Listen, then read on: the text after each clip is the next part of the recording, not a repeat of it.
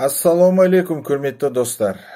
Егер Қазақстан үшін қандай қауіптер бар екенін қарастыратын болсақ, онда саяси жағдайды сырттан тұрақсыздықтандыру ықтималдығы шамамен 70% құрайды менің ойымша. Ал кесу салдарынан тікелей әскери агрессия ықтималдығы шамамен 30% құрайды. Бүгін мен сыртқы агрессияға қалай дайындалу керек деген қарастырғым келеді. Қазіргідей Қазақстан үшін ең маңызды қауіпсіздік. Бүгін тағы да Қазақстан қорғанысы туралы айтқым келеді. Қазір негізгі ұрыс, соғыс өте тез жүреді. Соғыстың алғашқы 100 сағаты бүкіл соғыстың нәтижесін шешеді.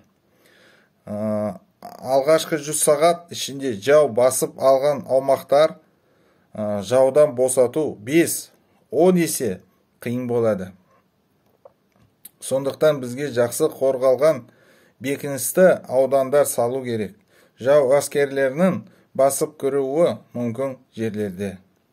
Бірақ бізде Кеңес одағы ыдырағынан кейін бекіністердің көпшілігі бір бағытта орналасқан. Қай бағытта мен айтпаймын әрине. Ал шабуыл қаупі бар аударымдарды нығайту керек. Қазақстан зымырандармен ату Каспий теңізі аумағынан да жүргізілетін болады. Қазақстан Каспий теңізіндегі барлық мұнай кен орындары бар. Зымыран қайықтарын салу қажет. Болашақта әскери кемелерге мұнай танкерлермен бірге жүруге тура болады. Каспийде жағалау күзетін күшейту керек. Мұнау кен орындарының жанында әскери бөлімдер саны артырылсын. Қорғаныс шығыстарын елдің ЖИИ-ның 3,5-4% дейін шұғыл ұлғайту қажет.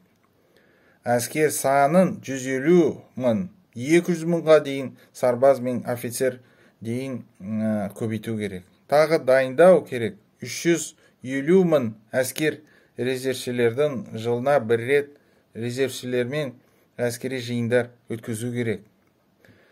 Бізге аға офицерлердің 95%-дан астамы академияға басқа бір елге жіберіледі.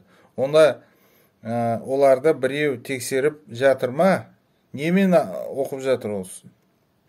Олар ескі бағдарламалармен бойынша оқытылады.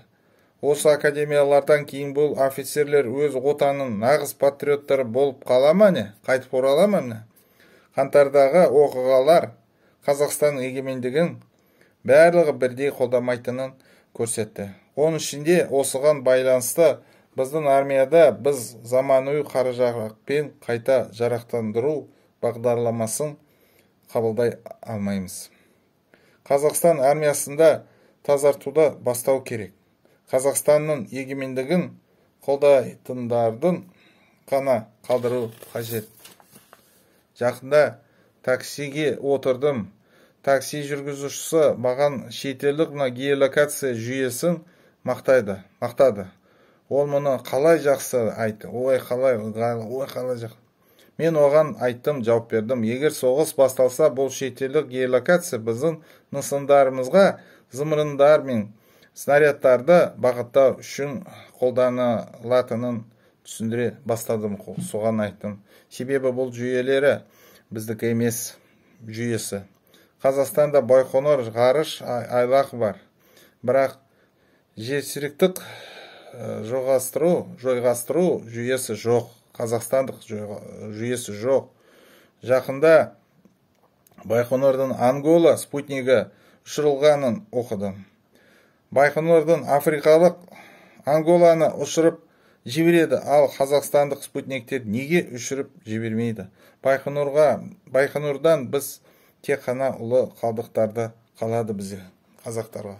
Тек қуатты әскери бар ел террористердің шабуылына ұшырылмайды. Қазір қашықтан соғыс жүріп жатыр.